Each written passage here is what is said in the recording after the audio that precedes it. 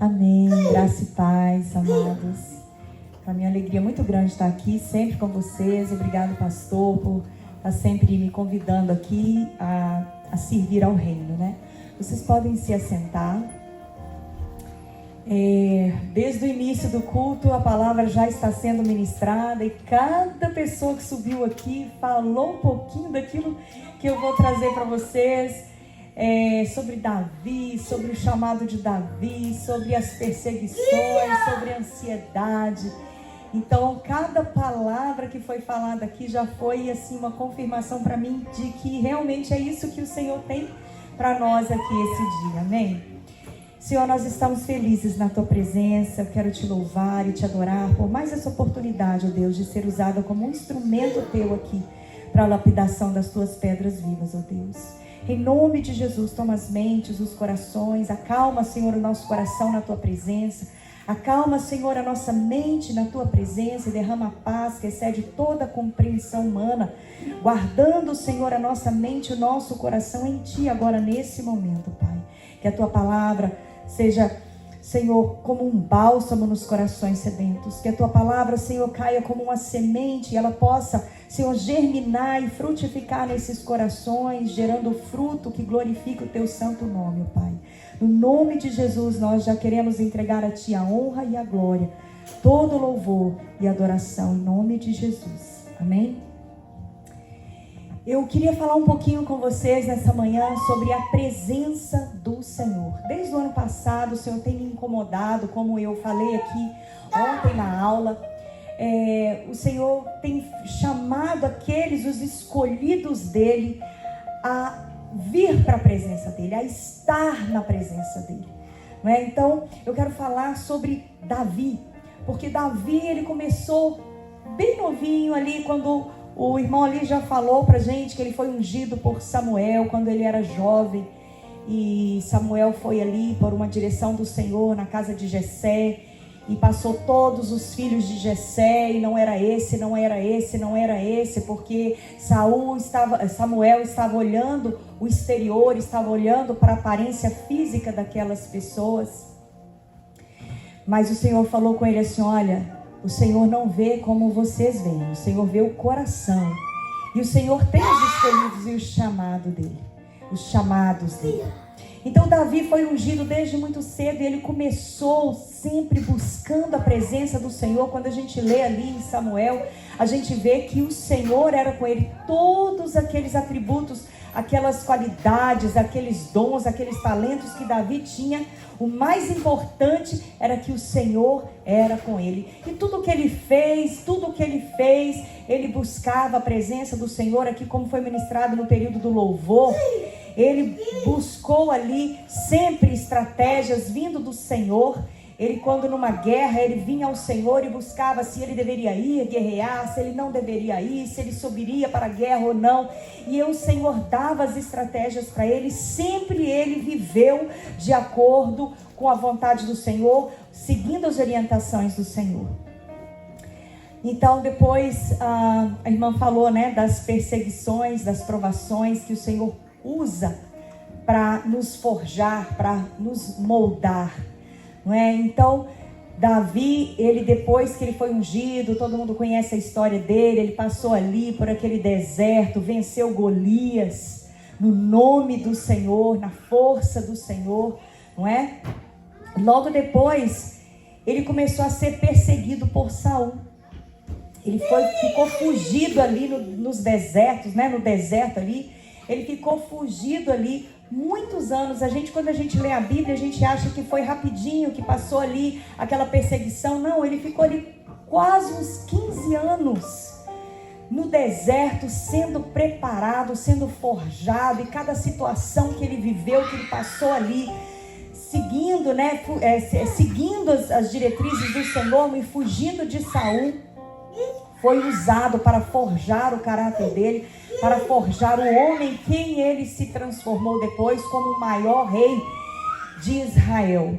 Então, todas as situações que passam pelas nossas vidas, tudo, nós temos uma promessa. Se você tem uma promessa, se você tem uma palavra do Senhor na sua vida, coisas e pessoas vão ser, entre aspas, usadas para ali te forjar, para te alinhar, para te lixar mesmo, para te trazer ali para o centro da vontade de Deus, para que você cumpra aquele chamado.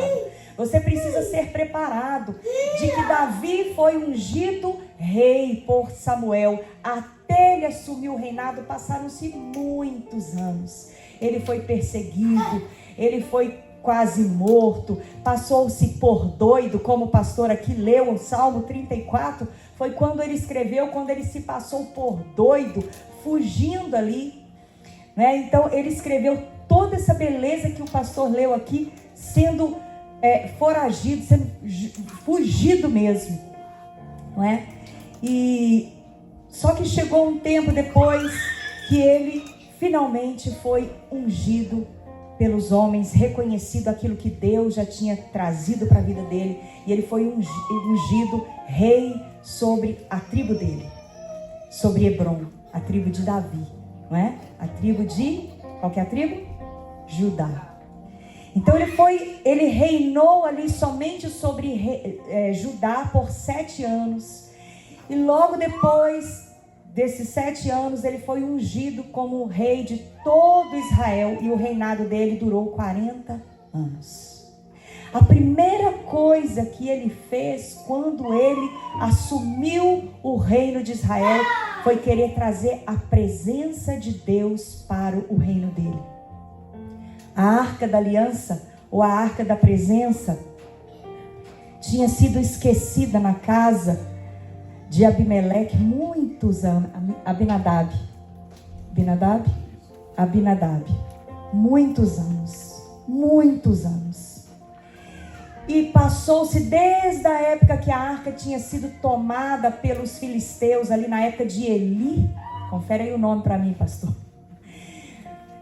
Quando foi, os filisteus tomaram a arca da aliança, e Eli morreu, os filhos dele morreram, e a arca foi levada ali para os filisteus. Depois ela ficou ali um tempo na terra dos filisteus, e até que eles trouxeram ela de volta para Israel, ela ficou guardada nessa casa. Ali passaram-se a época dos juízes, ali chegou a época de Saul nada quis saber da presença de Deus, porque a presença de Deus era manifesta ali naquela arca. Aquela arca era feita de madeira e coberta de ouro, mas aquela arca simbolizava a presença de Deus ali no meio do povo. A arca simbolizava aquela aliança que Deus tinha com aquele povo, a presença dele. Então Davi, a primeira coisa que Davi fez foi trazer essa arca.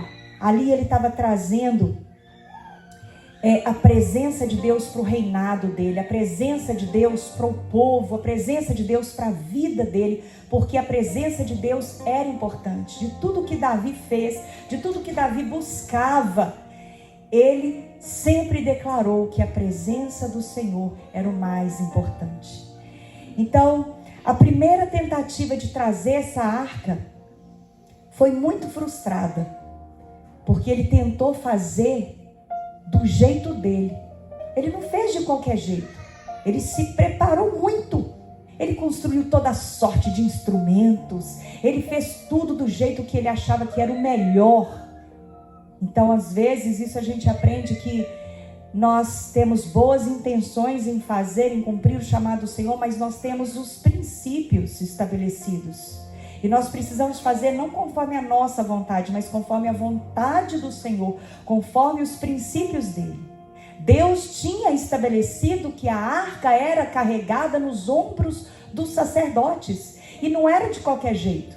Eles tinham que se preparar para isso, eles tinham que se purificar, eles tinham que se santificar. Não era de qualquer jeito que a gente carrega a presença do Senhor. E hoje serve para nós, porque nós somos templo do Senhor. Nós vimos isso ontem aqui na aula. Nós somos templos do Senhor, e nós carregamos a glória do Senhor, nós carregamos a presença do Senhor, e nós precisamos cuidar de como nós estamos carregando essa presença. Não é de qualquer jeito. Nós precisamos nos purificar, nós precisamos nos santificar, na forma de falar, na forma de andar, na forma de agir, em todas as formas, nós precisamos cuidar, porque nós estamos carregando uma presença muito preciosa, a presença do Senhor. Então Davi, ele se preparou, ele fez de tudo do melhor. E é interessante que Davi sempre agia da forma como que o Senhor queria que ele fizesse. Como eu já falei aqui, nas guerras, ele sempre, antes de sair, ele ia lá e perguntava, ele via ao profeta, ele perguntava ao Senhor: Senhor, devo subir a guerrear? Senhor, devo ir? E o Senhor dava estratégias para ele. Só que dessa vez ele não buscou no lugar certo o que fazer.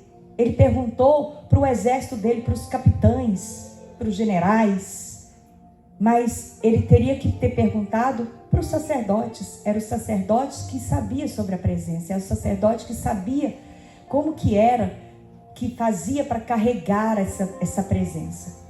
Então essa primeira tentativa de Davi foi muito frustrada, ele ficou muito triste com o Senhor, porque ele achou que ele estivesse fazendo o melhor. E então essa presença ficou guardadinha ali 3 meses, na casa de Obed-edom. E na casa desse Obed-edom, tudo que ele fez prosperou por causa da presença. A gente vê a diferença de uma casa para outra, porque numa casa não houve provisão, não floresceu, porque a arca ficou esquecida ali naquele lugar. Eles não reconheceram a presença do Senhor ali dentro, eles se acostumaram com aquele objeto que estava ali. Só que não era só um objeto, era a presença do Senhor. Vocês entendem a diferença de quando a gente acostuma com a presença do Senhor? É algo que a gente nunca deve acostumar. Deve ser algo sempre extraordinário. Obed-edom, ele foi totalmente abençoado, porque ele reconheceu que algo grande estava na casa dele. Era a presença do Senhor. Então Davi, quando ouviu falar dessa presença maravilhosa ali na casa dele, desse homem Obed-edom, ele então foi buscar aos sacerdotes como trazer. Então ele falou: como trarei a mim a presença do Senhor? Como? E ali foi dado todas as diretrizes de como ele iria trazer aquela presença. E aí ele soube, entendeu que a presença traria nos ombros dos sacerdotes purificados, santificados, ali preparados para trazer aquela presença.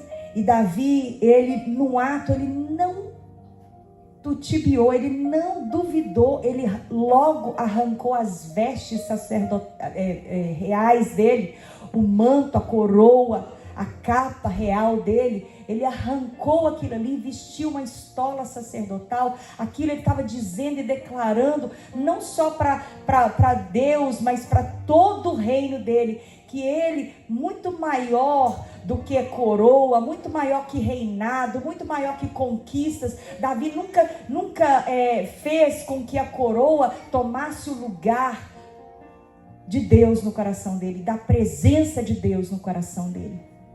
Então Davi, ele tirou as roupas reais dele, vestiu uma estola sacerdotal de linho, declarando, que ele estava trazendo a presença para o reinado dele, e que na presença do Senhor ele vencia as guerras. Na presença do Senhor ele tinha sabedoria para ele reinar aquele povo. Por isso que ele quis trazer essa presença. Nós, nesses dias tão corridos que está a humanidade, a gente às vezes esquece da presença do Senhor em nós. E a gente toma as decisões por nós mesmos, da maneira como que nós achamos que devemos fazer, sem buscar conselho do Senhor, sem buscar saber a direção que o Senhor tem para você. A gente tem promessa, e as promessas vão se cumprir na presença do Senhor, não é fora dela. Porque se você precisa de um milagre, você precisa muito mais da presença. Se você precisa de uma cura, muito mais da presença. Se você precisa de uma porta aberta, muito mais da presença. Porque é na presença que a porta se abre, é na presença que a cura vem, é na presença que o milagre acontece, é na presença do Senhor. Então a gente não pode esquecer disso. Isso é vital para as nossas vidas, principalmente nos dias de hoje, porque as gerações estão cada vez mais corrompidas. As gerações estão cada vez... Olha como que o mundo está. Olha como que o mundo está indo. Aonde que nós já chegamos. A gente vê coisas na internet que a gente fica assim, de boca aberta. A gente fica... É inacreditável aquilo que a gente vê. E ainda coisas que ainda virá para frente. Então a gente precisa da presença do Senhor para a gente crescer nele, para a gente amadurecer nele, para a gente continuar firme, rompendo em fé, aguardando as promessas do Senhor, porque é Ele que faz com que todas as coisas cooperem para o nosso bem, segundo o que Ele tem para nós, segundo os propósitos dele para a nossa vida.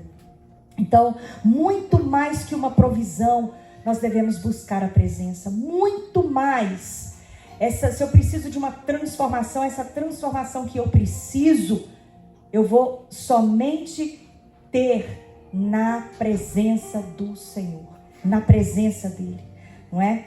E é na presença do Senhor que nós crescemos para a salvação, nós crescemos em graça, nós crescemos no conhecimento do Senhor.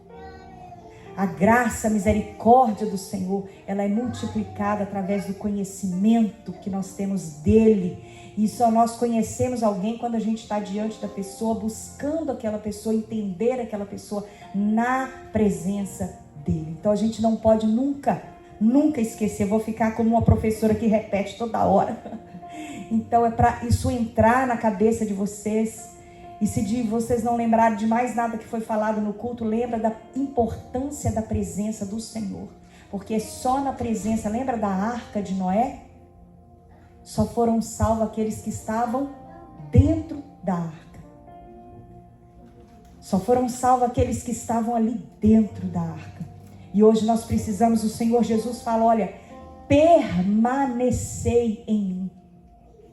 Ele fala lá em João 15, né? Que ele é a videira verdadeira, o Pai é o agricultor. E nós estamos implantados neles, enxertados nele.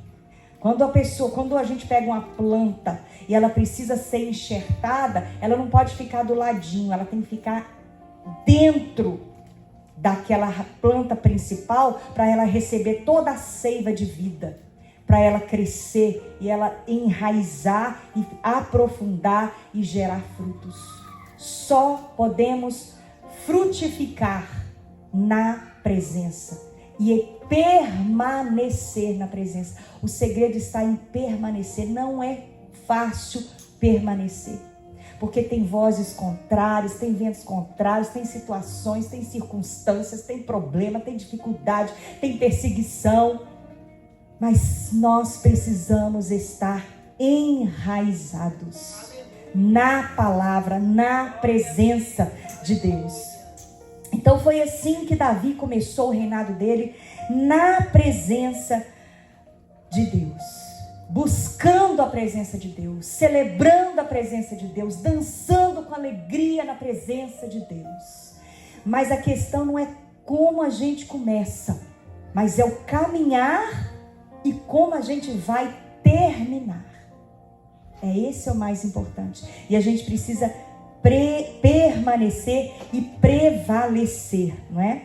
Então agora eu quero ler com vocês.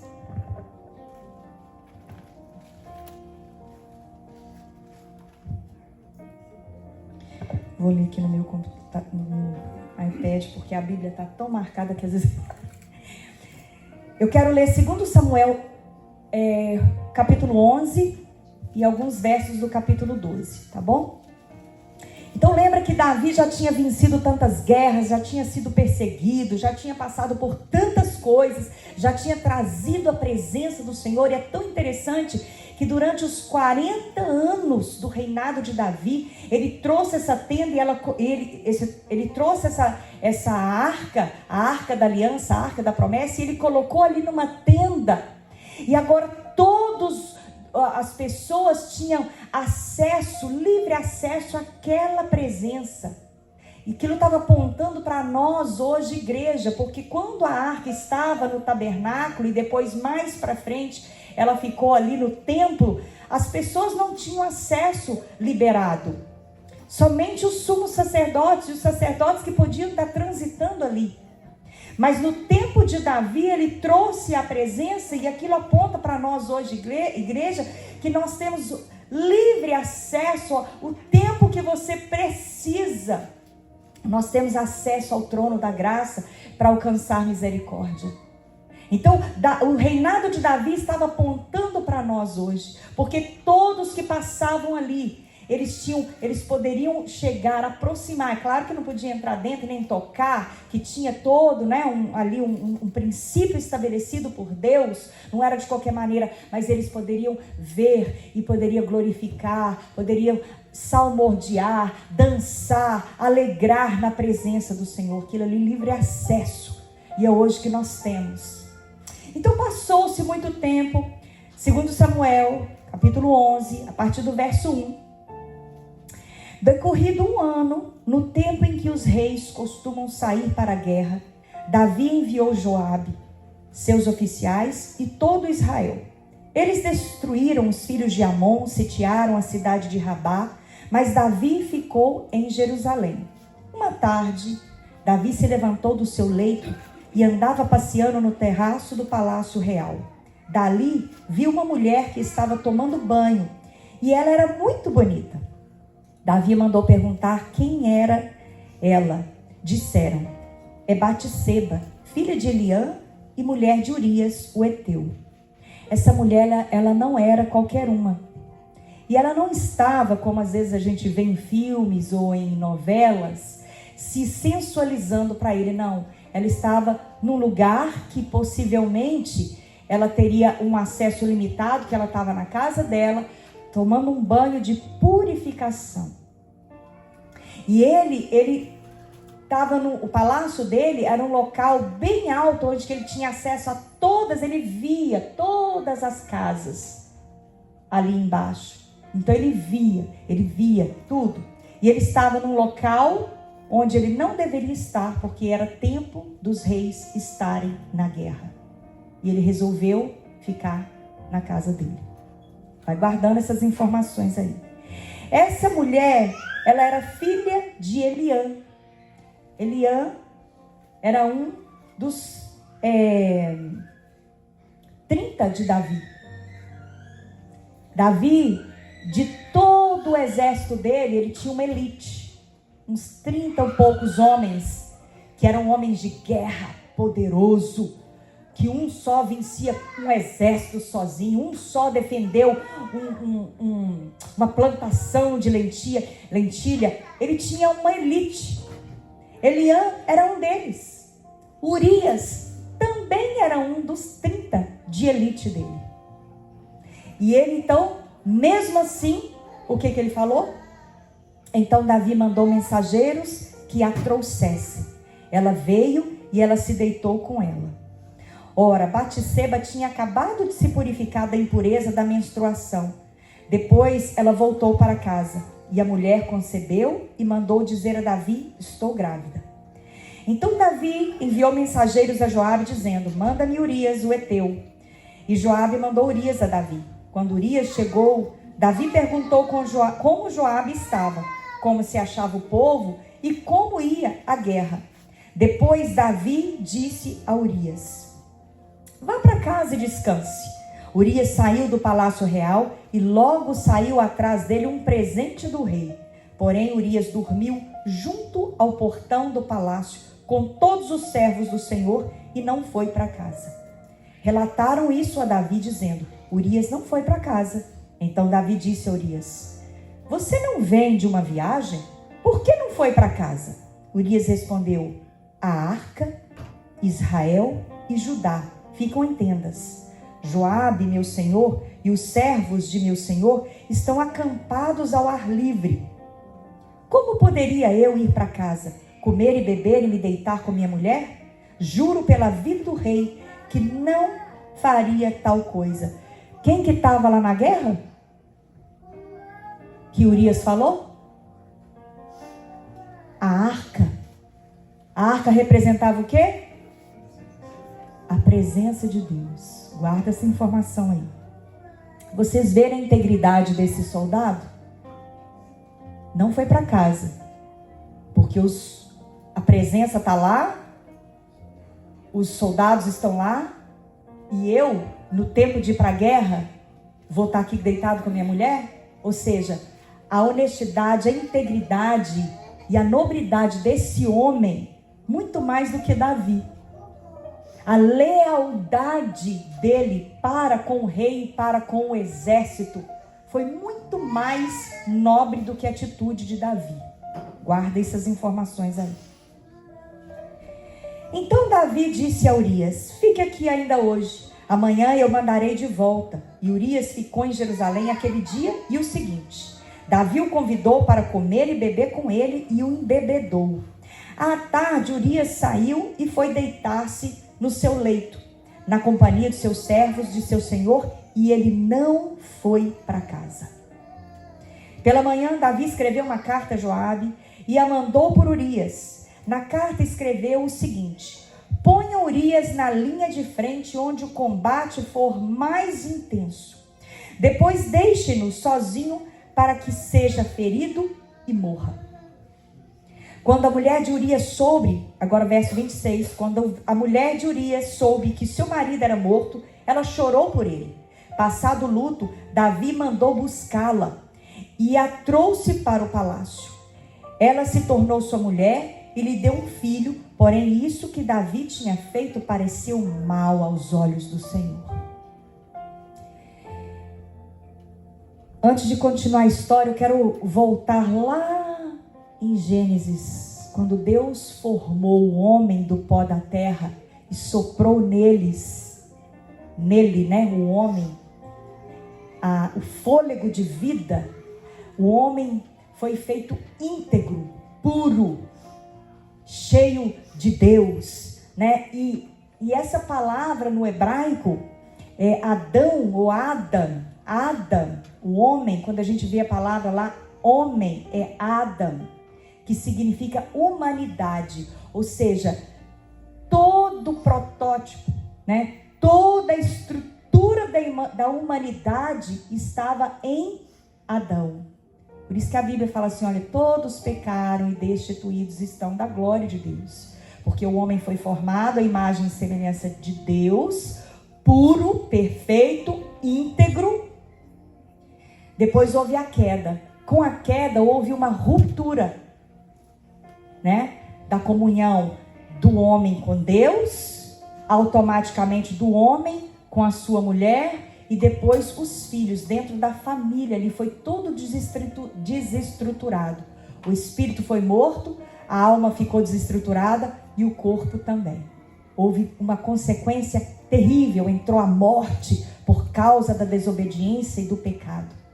Então, quando Deus deu uma ordem para Adão, Adão não tinha uns mandamentos, aliás, Adão não tinha lei, mas ele tinha uma palavra, ele tinha uma ordenança. Olha, Adão, vem cá.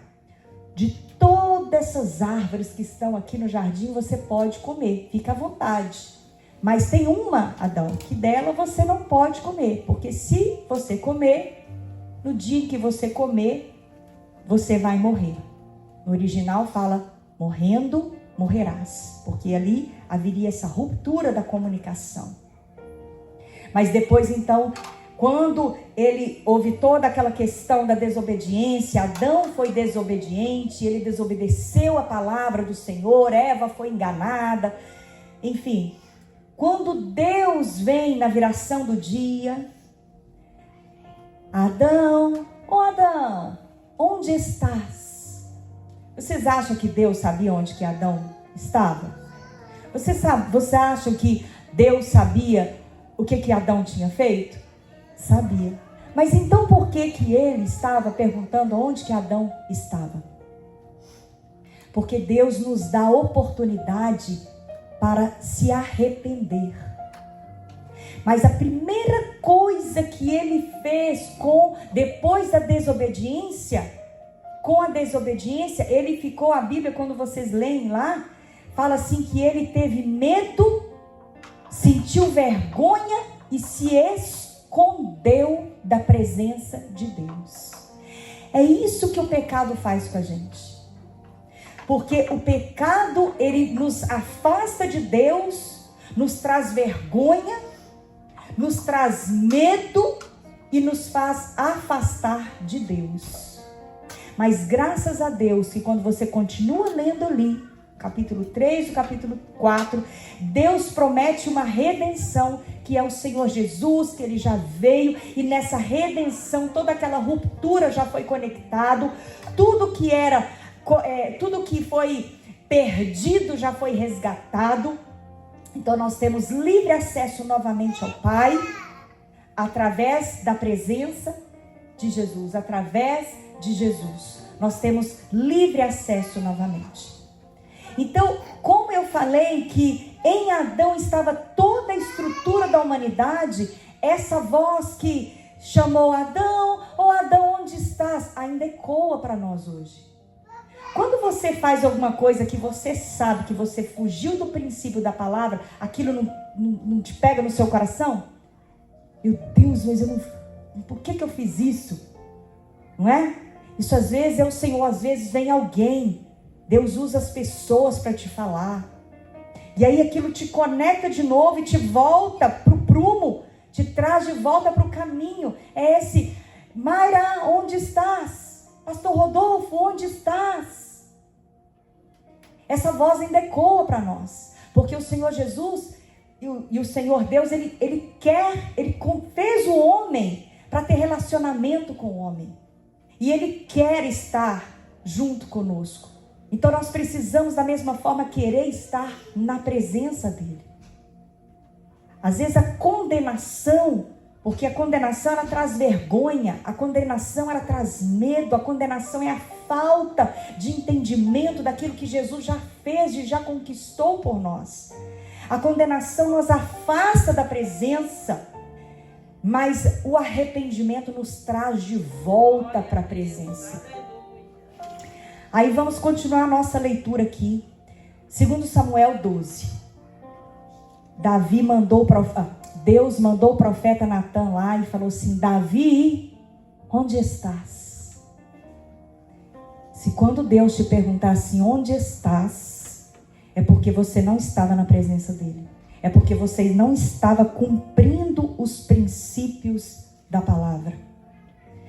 Então, o Senhor enviou Natan a Davi. Natan foi falar com Davi e lhe disse: havia numa cidade 2 homens, um rico e o outro pobre. O rico tinha ovelhas e gado em grande número, mas o pobre não tinha coisa nenhuma, a não ser uma cordeirinha que havia comprado. Ele a criou e ela cresceu em sua casa, junto com seus filhos. Comia da sua comida e bebia do seu copo. Dormia nos seus braços. E ele a tinha como filha.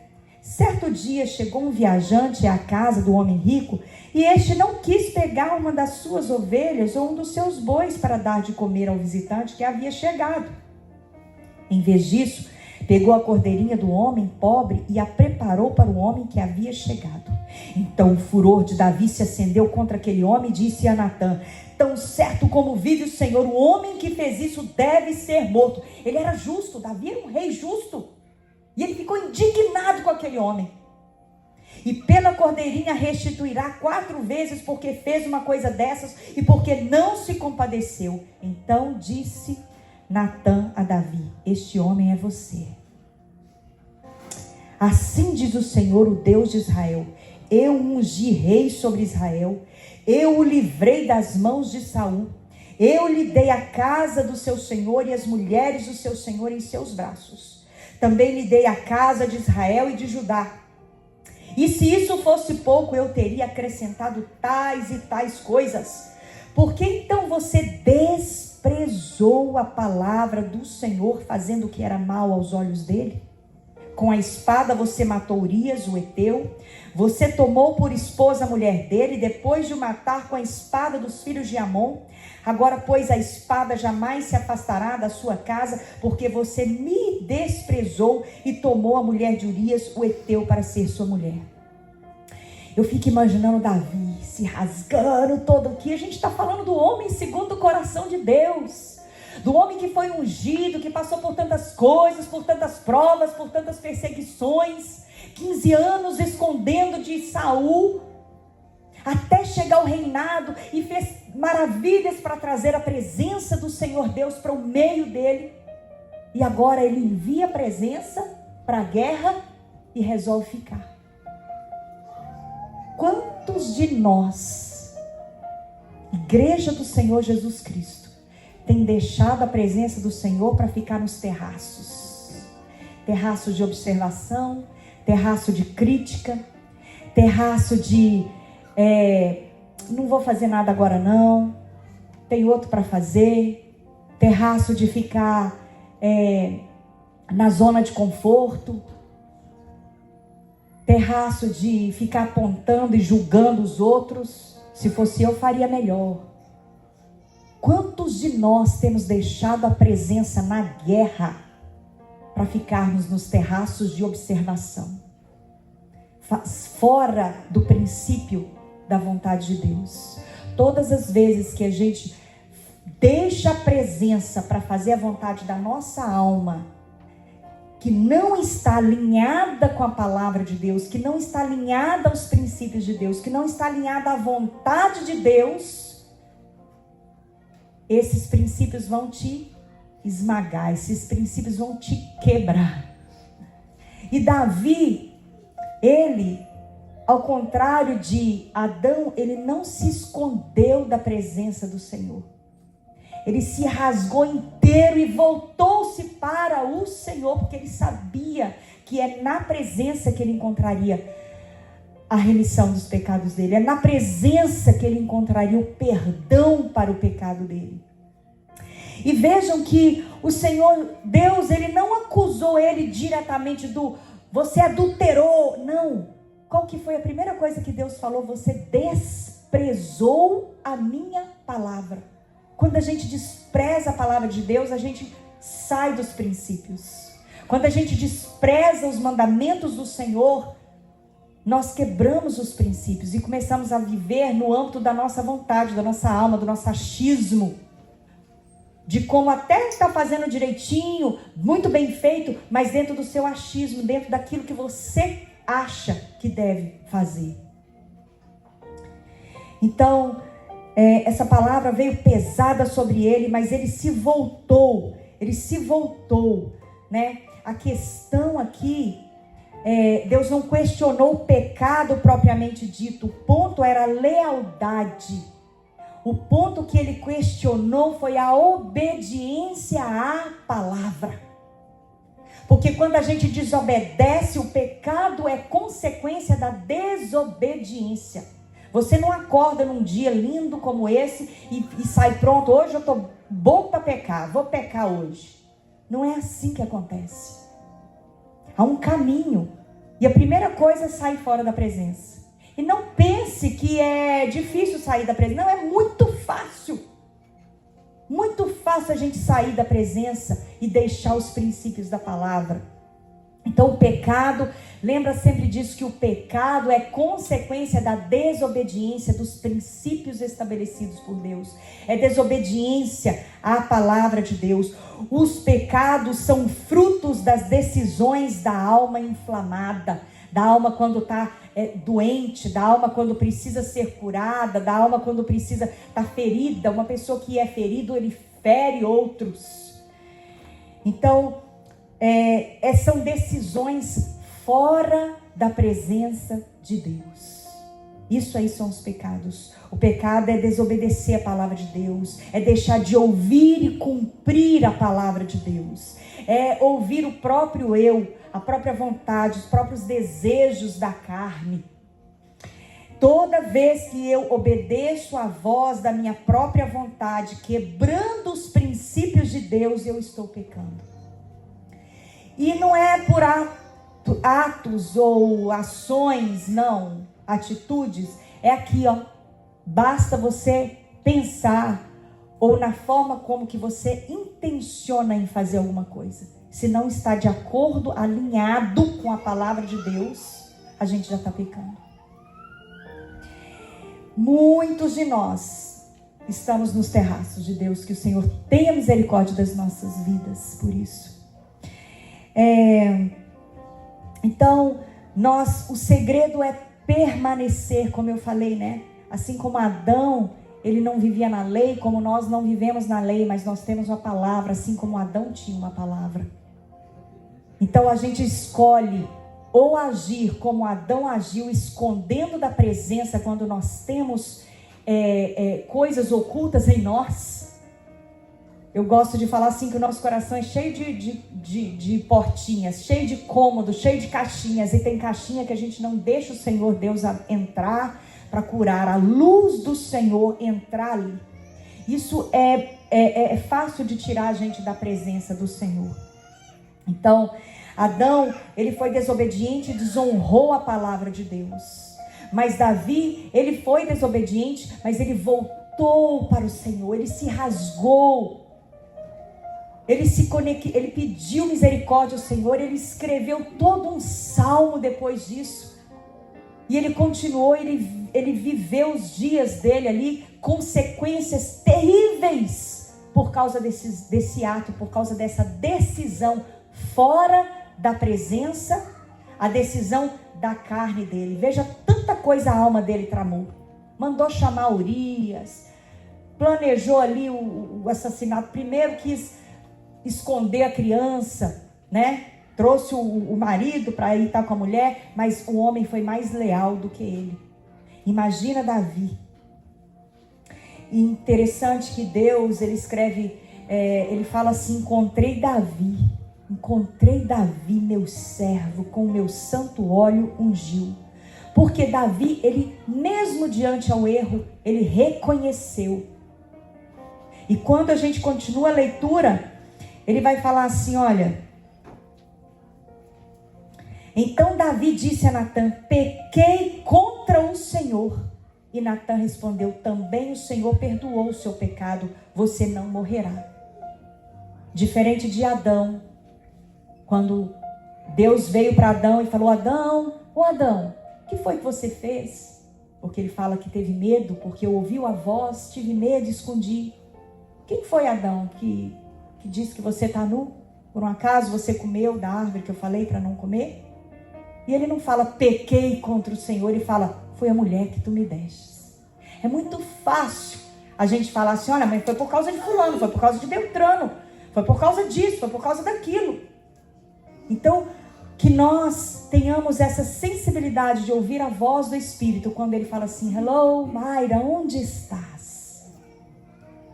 Onde estás? Que você tenha essa sensibilidade, que nós tenhamos a sensibilidade do Espírito de ouvir a voz e reconhecer o erro para voltar ao Senhor, ser redimido, buscar o perdão e ter de volta livre acesso, como Davi teve. É por isso que ele foi chamado o homem segundo o coração de Deus. Porque nos erros, ele errou, ele teve vários erros, ele fez outras coisas que desagradou o Senhor, mas ele reconhecia o erro dele e ele voltava para a presença, ele não se escondia da presença de Deus. Eu posso orar, pastor? Eu queria encerrar, eu quero ler com vocês aqui o Salmo 51. E Davi, quando ele começou a reinar, o primeiro ato que ele fez, logo quando ele venceu Golias, ele tinha uma unção sobre a vida dele. Ele não tinha espada, ele não tinha armadura. Ele tinha uma palavra do Senhor, uma unção sobre a vida dele. E ele venceu aquele gigante. Lá na frente, agora, ele já tinha uma espada e ele tinha uma armadura. Quando ele decidiu não ir para a guerra, mandar a presença e não ir, ele automaticamente tirou a armadura dele e guardou. Nós temos uma armadura de Deus. E se você não estudou ainda, vem estudar no IFC, já fazendo a propaganda aqui do IFC. Nós temos uma matéria maravilhosa, a armadura de Deus. E quando a gente entende e estuda a armadura, nós entendemos que a armadura é o próprio Senhor Jesus. É nós dentro dele, revestido dele. Porque Ele é a nossa salvação, Ele é a nossa justiça, Ele é a nossa verdade, Ele é a nossa paz, essa paz que excede toda a compreensão humana. Nós temos a espada do Espírito, que é a palavra de Deus. Então nós temos essa armadura de Deus. E que o Senhor tenha misericórdia das nossas vidas e não deixe-nos tirar essa armadura, porque é algo vital para as nossas vidas, principalmente nesses dias tão maus que nós vivemos, que a igreja do Senhor Jesus vive nessa geração corrupta, nesse mundo maligno, e não vai melhorar as coisas, vai só piorar. Então nós precisamos estar ali, vestidinhos dessa armadura, entendendo que quem nós somos em Cristo Jesus, para a gente continuar rompendo em fé. Amém? Vamos ficar em pé. Eu quero terminar lendo aqui esse salmo que Davi escreveu, o Salmo 51. E quando o profeta Natan veio até ele, apontou a ele, mostrou a ele o pecado dele, e ele reconheceu que errou. Ele disse: olha, compadece-te de mim, ó Deus, segundo a tua benignidade. E segundo a multidão das tuas misericórdias, apaga as minhas transgressões. Lava-me completamente da minha iniquidade, purifica-me do meu pecado.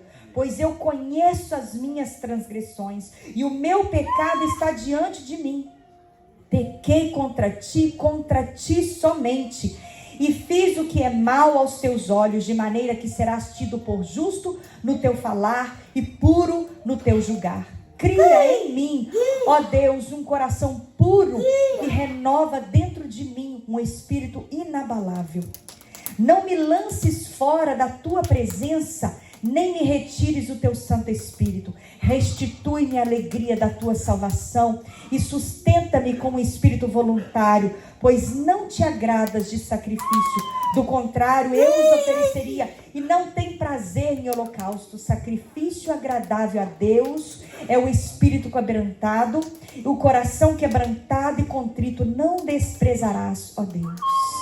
Então o que nós precisamos é permanecer na videira verdadeira, permanecer na presença, buscar a presença. E quando nós porventura errarmos o alvo e cairmos, nós possamos olhar para o Senhor e buscar nele o perdão e não esconder dele. Ao invés da gente correr dele, a gente corre para ele, porque só ele tem palavra de vida, só ele tem salvação, só ele encontramos o perdão. Amém? Senhor, aqui estamos na tua presença, ó Deus. Toma os nossos corações, ó Pai.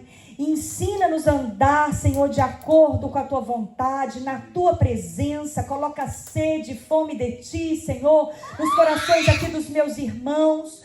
Pai, no nome de Jesus, que o Senhor possa abrir os olhos do entendimento, Senhor, deles, os olhos espirituais, ó Pai, que o Senhor possa abrir os ouvidos espirituais deles, ó Deus, para que eles estejam alinhados com a tua vontade e sempre buscando a tua presença. Renova, Senhor, em nós um coração puro, Senhor, diante de ti, um espírito inabalável, um espírito reto, de acordo com a tua vontade, com o teu querer para as nossas vidas. Ajuda-nos, ó Deus, a permanecer na tua presença, a buscar a ti todos os dias, a viver, Senhor, a ouvir e cumprir a tua palavra.